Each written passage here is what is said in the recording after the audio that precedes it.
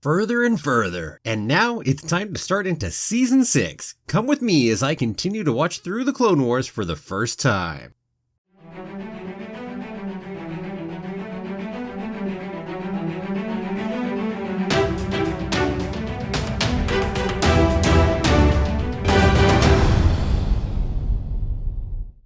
Well, hello there. My name's Jeremy and welcome back to Freeform Disney, where I talk about all aspects of Disney, from the animated movies to the theme parks to Star Wars, Marvel, and Pixar, and the TV shows, and everything else in between. And that is why it's Freeform. And keep coming back every day for new daily content.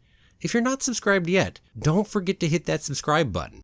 Here we go again, and this time it's a new best for season openers with this arc. So let's dive right on in. The first episode is called The Unknown, and this arc has some fun little sayings right at the beginning of it, more so than usual. This one is, the truth about yourself is always the hardest to accept. Well, that certainly made me go, maybe this will be interesting where we're going with this one. And, well, spoiler, yeah, it certainly is. So we find out a good bit from the blur. We're over at the planet Ringo Vinda, which is this massive space station which encircles an entire planet. Which, by the way, that's pretty cool right off the bat, and a nice visual looking at it. Wow. Well, apparently the battle's been going several days, but hey, then we get to go meet two new Jedi. So they're the twin sister Jedi Masters Tipley and Tiplar. And they've got this cool floating hair going on, which is really cool, by the way. No idea what species they are. Also, while we're talking about new things, the big shields that those clones are carrying, those seem to be new. I don't think we've seen those before. And also, very nice. Hey, new season, expect to see some new things, right? And certainly we do. And then let's start getting into it. Well, Tup says something ominous about not feeling like himself, and some kind of thing about despising the Jedi. That's not ominous at all. Egg Five's over here with us, hears it, and worries about his friend just a little bit. And then back into the battle, and the music during this, it's so nice. Oh, I am loving the music so much more lately than I ever did before in the series. Now, who's that clone in the green armor? That definitely makes them quite different. It seems like maybe that's one of the ones with Tipley or Tiplar there? Or maybe assigned to the two of them together. I have no idea how the two of them are working for sure in that sense. Huh. And then Tup is up there in the middle of the battle, kind of stopping, and he's saying something about, a good soldier follows orders. Good soldier follows orders. And then murders Jedi Master Tiplar in the middle of the battle. Whoa! You introduced two nice new Jedi to me and then just kill one off just like that, of course. Dang. Well, they're certainly not the point of the arc, are they? Wow. So this is where we're going with this set of episodes. Wow, now this is going to be interesting off the bat. Gotta say, Order 66 a little much here. Right off the bat, that's where my head goes. No questions. Wow. Well, so as the plot thickens, there's a discussion between our spider-like commander and Count Dooku. And, well, they're going, that's interesting, ... And Dooku wastes no friggin' time at all and contacts Sidious about how this might give away their programming of the clones. So, okay, so this was not an intentional test. I thought maybe this was actually an intentional test where they were making sure it all worked. No, this is accidental. Yeah. So back to the clones and the Jedi, who are all just going, what the hell just happened? Well, it can't be stress. They're battle tested against that. Maybe some kind of virus? Heck, there are rumors about separatists trying to create an anti-clone virus. Yeah, you gonna actually guess at the actual truth of what's going on? Yeah, probably not here. You don't want to catch the truth of what's going on, just would have to tear apart your world view so much to be able to come at it. Whew, yeah. But hey, separatists, they're an easy boogeyman. Makes sense, sure, must be something like that. Well, we're gonna go send Tup off to Kamino so they can determine the problem there. Makes sense, that seems like a logical step, even if clearly that is a horrible step that probably won't work at all. And, well, it actually doesn't not work because of the Kaminoans, it's because the ship gets attacked before it ever gets even close. Major, heavy-duty attack. which, whoa, we get to see some zero-G fighting and all kinds of stuff there, and it's a fun fight, to be sure, and at the same time, dang. And so the droids win and they take Tup. Although, luckily, they don't take Tup out of the same star system, because he's taken over to the space station, so they were going to take him off a little bit later, which gives our people time to go ahead and rescue Tup. So that means Anakin, Rex, and Fives all determined that they're going to go ahead and do their own little mission and go recover him by themselves. Hey, take your top people, right? Although we do have another Jedi Master, I suppose you could take her too. But not in this case. It's got to be the people we're used to. So off they head. And holy shit, that is a lot of droids in that hangar. I suppose Anakin could take it. They actually even have that discussion and be like, that's even pushing it for you, buddy. And Anakin's like, oh, come on, I can do that. Yeah, I'm just afraid that you might make it, but the two of us wouldn't survive that.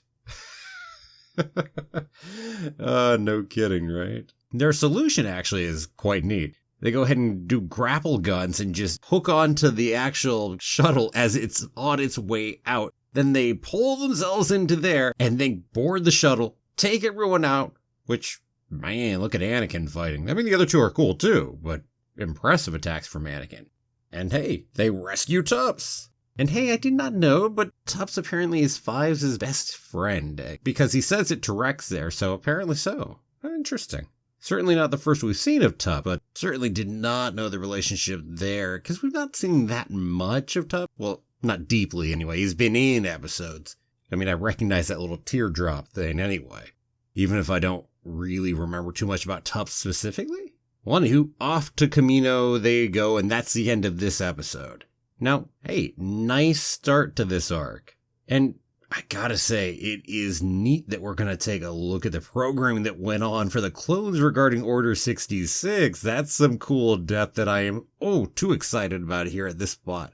And this episode had good pacing, the characters were well set up. Now, this was definitely an opener, it was very clearly that. But it was a good one. And I expect this set of episodes right here when I'm watching this will go deeper philosophically as we really challenge our characters. It seems like that right off the bat from the opening episode. Well, with no time to waste, episode 2, Conspiracy. Yeah. The saying on this one, the wise benefit from a second opinion. Yeah, no kidding. If we're going to the Kaminoans, I'm not going to go ahead and trust what we're about to hear here. Well, we get to Kamino, and hey, Master Shaak Ti is still over there. And we meet Dr. Nala Se, who apparently is the chief medical scientist on Kamino, and was one of the primary engineers of all the clones who, we're going to have her take care of Tup. Yeah.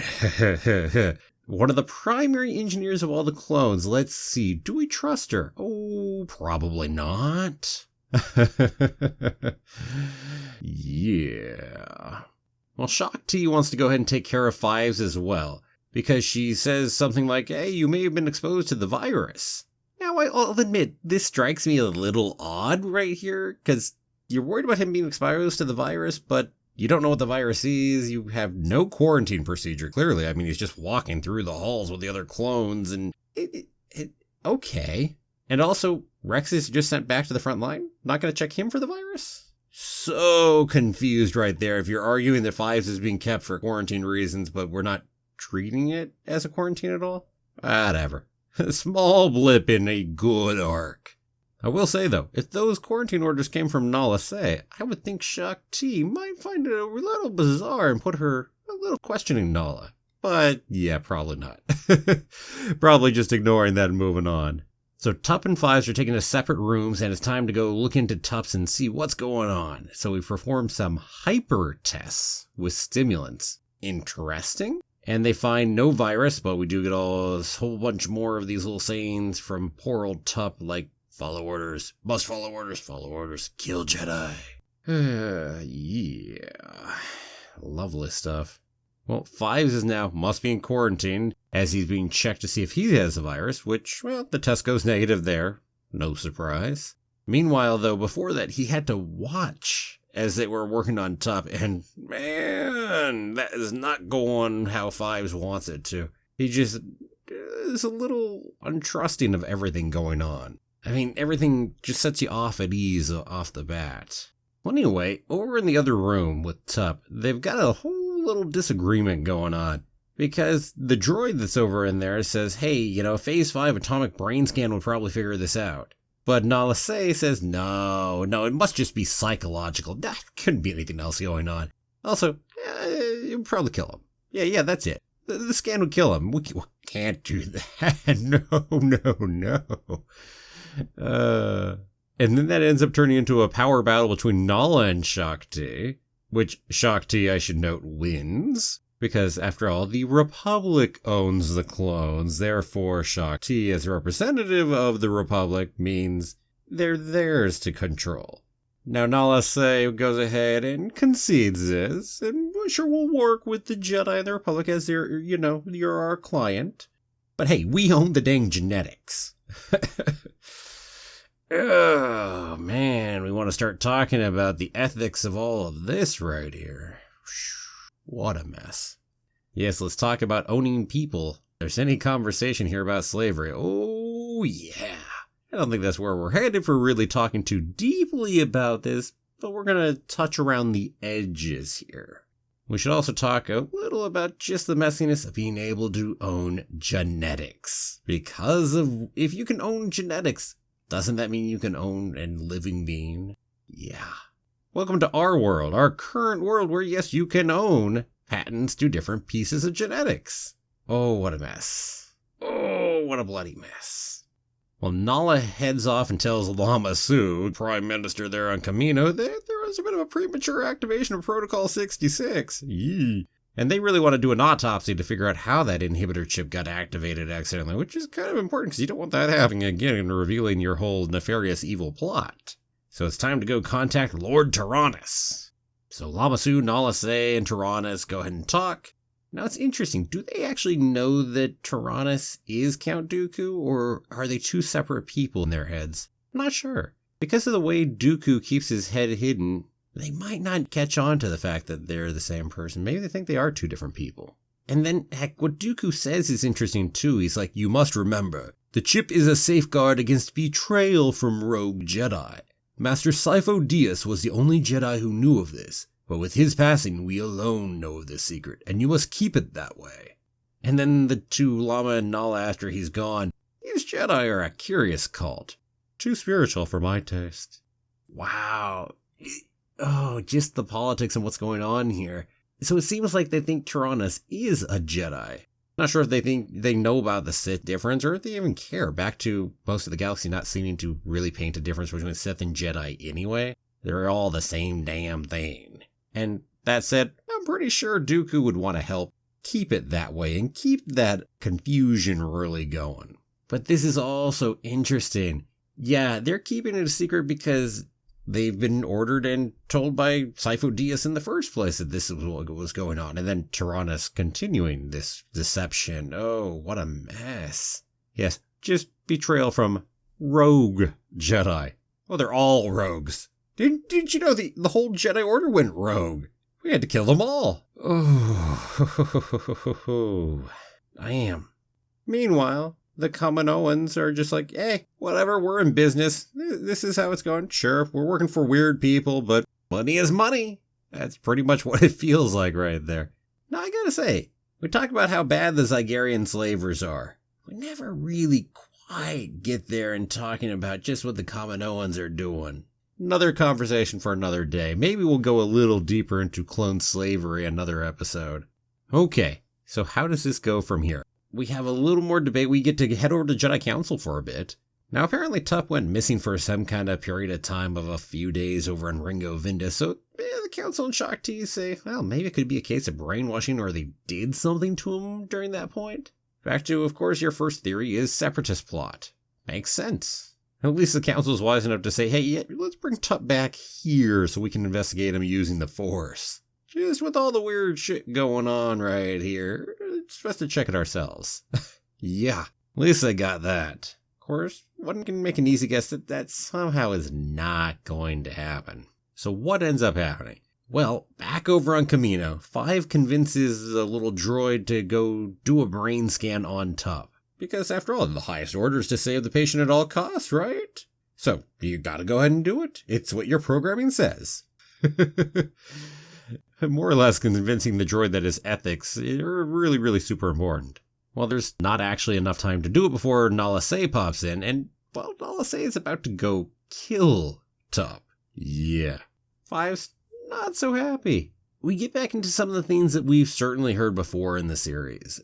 And out of Fives, it especially makes me think some of the stuff from the Umbara arc where we're talking about the clones and what their value in life is and how they're individuals and how they have a right to live and not be slaves, etc., etc. We were not created to be disposed of this way. Or how the droid responds, hey, he'll be killed so others like him can survive. There aren't others like him. What an interesting line. Really gets to the heart of the fact that, guess what, they're actual people, and they should have rights. Rights that they most certainly don't have. Well, anyway, they end up triggering an intruder alert to go take everybody away so they can head on in there and check out that tumor that's in Tup's head. And this then leads to our final little confrontation for this episode, because Nala Se pops on in there, and, well, Tup ain't doing so well. Tup, the mission in our dreams that never ends. I'm free finally. And dies. Yeah. Which, by the way, that's interesting off the bat, too. They're having dreams? They're having nightmares about this? Whoa. You mean they're seeing killing Jedi in their dreams and they've never said a thing? That is scary right there. Or maybe it's just dreams and nightmares they don't really become fully aware of until... But you see some recognition slightly, it seems, on other clones. Wow. Damn. Well, if you just think they're nightmares, I guess, right? Yeah, I suppose. But wow. Back to all the hints sitting around you. Oh. Well, anyway, Shaak Ti, Nala Se, and Palpatine end up talking. And after Palpatine finds out that Tup has died, he's like, such a tragedy. Love Tim Curry's vocal inflections here. Oh, dang, so beautiful. Ooh. Well, of course, Shaak Ti says, let's take him over to the Jedi Council and do some more tests. Oh, even better, the Grand Republic Medical Facility here on Coruscant. And he gets them to all shift over to that. Ooh, palpy. And just to close it up, we pull into a medium shot with Palpatine doing his Burns pose. Excellent. Excellent. Oh, enjoyed this episode. Definitely did. It's not often you get to see Palpatine scrambling to keep his plans together. Dang, and he was scrambling here a little. Now, clearly the Jedi aren't going to solve this one, but oh man, you want them to. It's like, oh, this is going to be painful. Painful. It's like all the pieces right here. If only you had caught it and unraveled it and been willing to see what you weren't willing to see. Oh, yeah. On to the third episode, Fugitive. We get to see Fives arguing more and more with Nala Se that, hey, guess what? He deserved better. Although Nala Se really does have an interesting response about perhaps you killed him by taking that tumor out. Whew, it's an interesting one. We don't play too far further into that, but you really have to have that question in the back of your head, and wouldn't that haunt you just a little bit that you're not sure that maybe taking that out did end up killing him? Yeah. Oh, and Fives is under arrest, by the way. Probably not a big surprise that happened after the last one's events. Yeah. Well, even though Palpatine said to take it over to the Grand Republic Medical Facility, Shaak Ti is going to take it to the Jedi Temple. Now, I'll be honest, I don't think I would have told Nala Se that that's what I was up to. But I suppose, sure. Unsurprisingly, Nala Se objects. And then decides to switch the boxes as to which one holds the little tumor in it. Heh, clever. Always convenient to have two boxes around when you need it, just so you can do that. So that's why if you're ever doing nefarious plots or secret ideas and conspiracies, make sure to have two boxes in all your different rooms, because that will help you when you need to go ahead and pull a little swaparoo.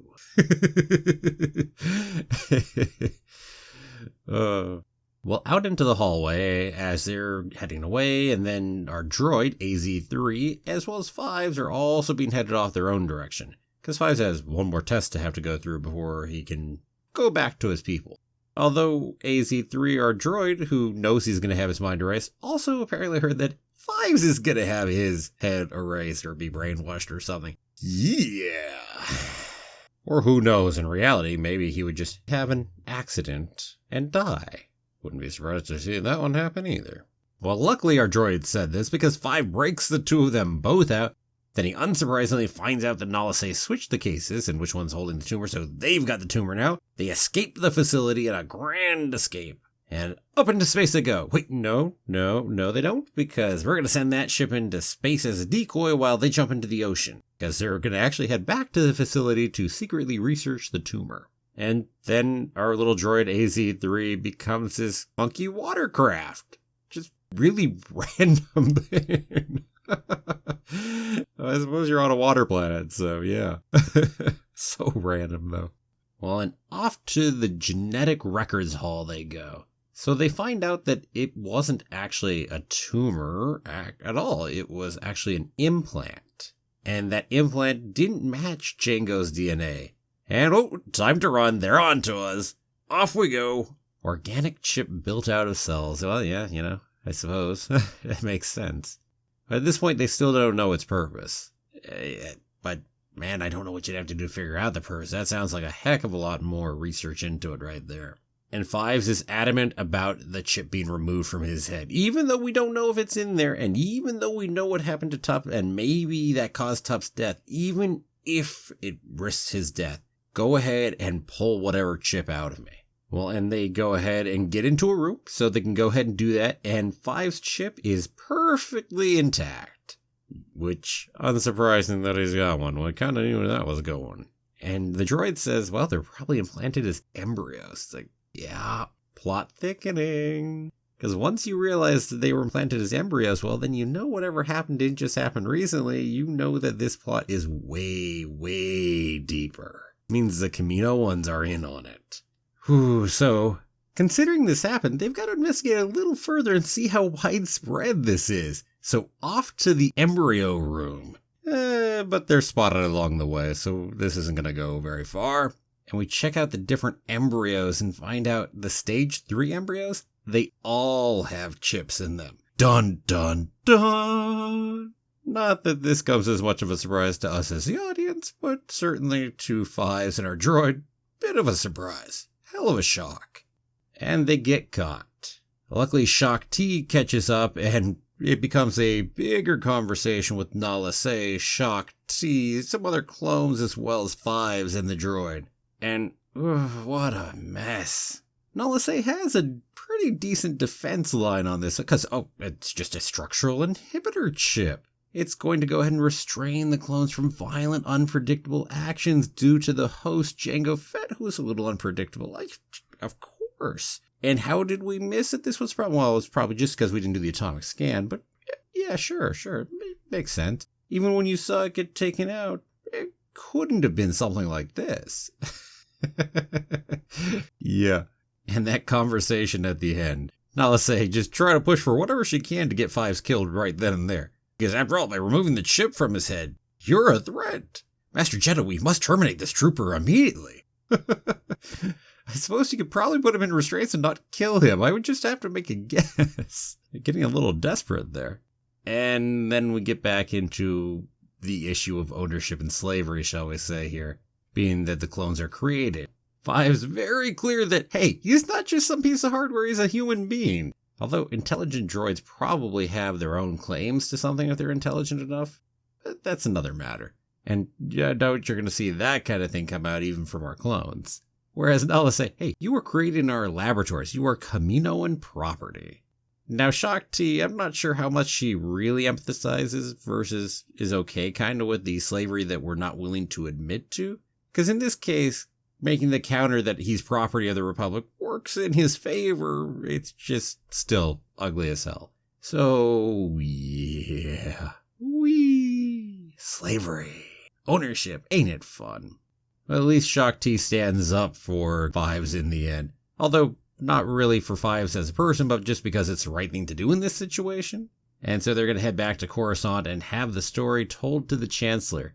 To the Chancellor. To Palpatine. Yeah, that's gonna go well. That's perfect for us. God.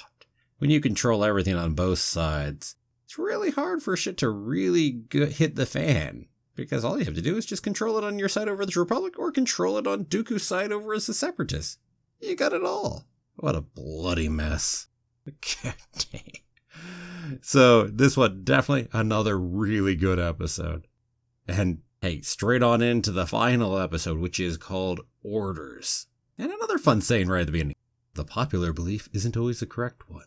Yeah, no kidding, it isn't around here. Because you sure as hell ain't gonna want to believe the correct belief on this one. And in the end, of course, the Jedi won't, because we know they won't. Otherwise, it wouldn't be caught off guard by Order 66 during Revenge of the Sith, now would they?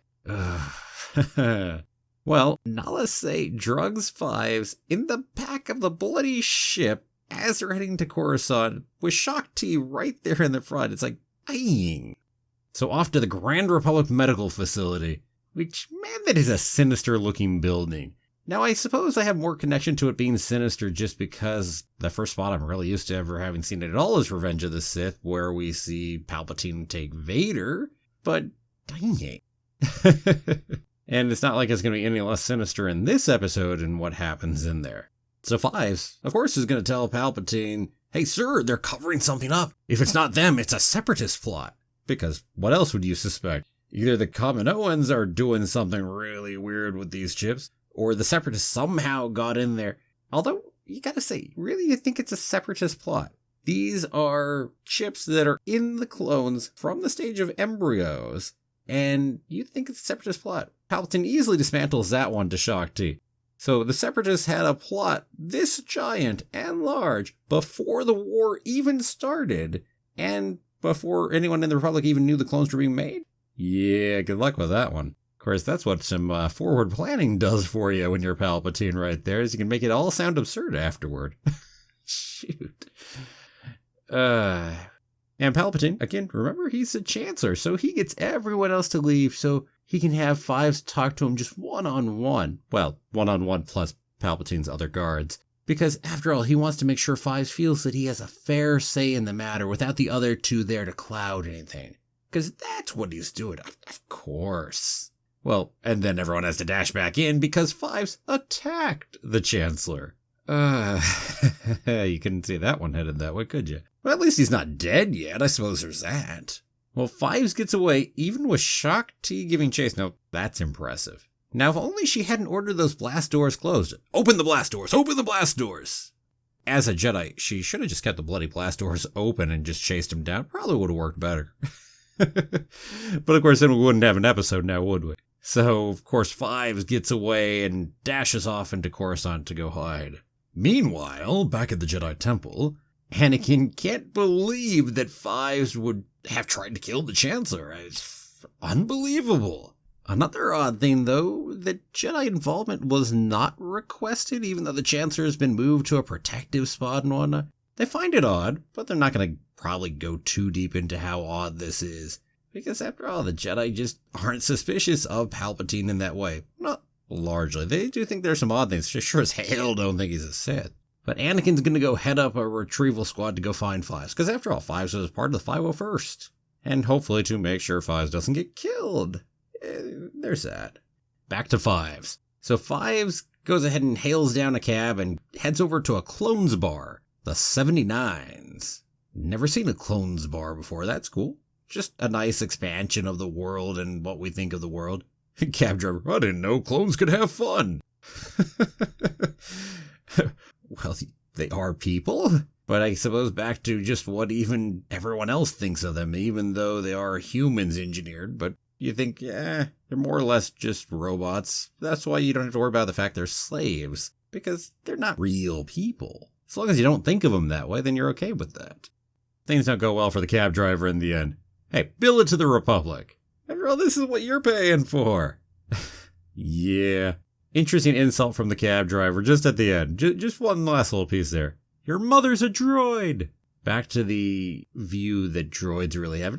That's an general point, but especially here now after the Clone Wars have been waging for years, then anybody in the Republic is going to have a really bad view of droids. And man, do they at this point. But anyway, Fives heads on into the bar. He sees Kix and Jesse both in there. And I can't say as I really remember Kix at all, but he's probably one of those other clones that's just been in the background in the 501st that I just haven't paid too much attention to. Certainly I recognize Jesse. But anyway, he corners Kix over in the bathroom and gets the coordinates so he can have Rex and Anakin meet him. Wisely, he does not trust being arrested. It says something about the conspiracy going all the way to the top. Yeah. Well, anywho, we head over to that meeting spot over in Sector I-9. Not sure if that has any significance to anything, but they mention it, so, Sector I-9. Well, he's spotted along the way because he, for some reason, takes off his hat so that way they could make sure to identify him with that 5 on the side of him. I think I would have left the hat over top of my head or just something to cover up the 5 so they couldn't tell me from other clones. But, you know. Where would be the fun in that? Well, Anakin and Rex get there before any of the Emperor's troops get there. And, well, he has Anakin and Rex put down their weapons. That doesn't give you a bad vibe at all. You just worry because now when true enemies get there, they don't have their weapons. No. And then Fives captures them in a ray shield. Now you're really going, damn, this is going to go really bad. So Anakin and Rex, with no weapons, in a ray shield. No, it's not like I'm worried about Fives doing something to them, but that means Fives is in trouble. In big trouble. Because the two of them won't be able to defend against whatever is about to come. It's like, this is painful. And we get this big conversation between Anakin, Rex, and Fives while the two are in the ray shields before we go further. Although the problem here is that the two of them think he's sick. Understandably, that this is the story they've been told very well and they would believe it at this point. And Fives, who clearly is being affected by whatever drugs was also given to him, which doesn't help anything when he's trying to convince people, not to mention he's on the run, worried for his life, and says the Chancellor is going to try to kill him, and says that he's in on it because apparently he orchestrated much of it and Palpatine told him in the medical bay that was the case. It's like, whoa, Palpy, you really were scrambling to go ahead and say that. Of course, you probably hoped he would just get killed up there in that medical bay, or that maybe he'd get killed before he got out of the building as a whole, and neither of those happened, and then maybe that he'd get killed before he ran into anyone else, and that didn't happen either. But at least on the plus side, you're like, no one's going to believe him anyway, so I can say this. After all, he's drugged, they're just going to think he's crazy. But still, to even say that to anyone, you are actually really scrambling. Now that said, they don't believe him, of course. Anakin, he told you? What, when you tried to assassinate him? You have gone too far, Fives. Chancellor isn't capable of what you claim. Yeah, Anakin might not have been your most receptive audience for making a claim like that. God, Palpatine just completely has him under his thumb at that point in time. Not that probably anybody's going to really have believed that. Just to imagine someone going through that kind of conspiracy, it's such a huge, huge thing to have done. Not to mention, how the heck would Palpatine have done that? He wasn't Chancellor at the time that the clones were originally commissioned, so that wouldn't even be possible, right? After all, the Jedi Council commissioned the clones, etc., etc. You just run into brick wall after brick wall after brick wall trying to get anyone to believe that was possible. And there just isn't the evidence for it sitting out there either. Oh, what a mess. Well, and then the other clones make it. And they come on in and, of course, order Fives to go ahead and stand down because they're going to arrest him. But Fives freaks, reaches for a gun, and they shoot him. And he's, well... So you couldn't have just, say, stunned him? Anyone? Stun shots? That would have been nice. Have my Fives still alive at that point. Yeah. Well, there's one final little talk between Fives and the others as he's, well, finishing dying, which is a heartbreaking moment there. Because Fives and Rex, we've definitely gotten to know over this time, so being able to see the two of them and just how it plays and affects them. And then, heck, also seeing the emotion on Anakin there. Intriguingly, even the emotion on the other clones, the ones that Palpatine had sent here. Dang. Just gotta say, they killed by Fives. It's like, dang, I love Fives. One of my favorite characters in here. Well, anywho. Off to our last couple spots. So we're going to go over to Palpatine's chambers and see the Jedi. I guess we've got to go ahead and wrap up these couple loose threads. And so Palpatine just hand waves and says, oh, his own doctors found something that the Kaminoans had missed. It was some parasite native to the first planet. And so he just got in the water canteen and it got the two of them. Yeah, that must be what happened. And hey, now we've prepared an inoculation for all the clones to make sure to protect against that. A little bit of hand waving. Now it's all good. Too easy. And hey, we must turn our attention back to the war at hand. Each day we grow closer and closer to victory. And in the scene here, he's turned toward us as the audience, and that insidious, bloody smile on his face as he says that line. The nice double meaning of what we're talking about getting closer and closer to victory. Yeah. And you could have ended the episode here at this point. Heck, you could have ended it actually at the point before, really, although it makes sense to wrap up this loose end. But no, we're going to take it one step further and just go a little more insidious. So let's jump over to Dooku, who has the chips from Nala Se, and see him talking to Sidious.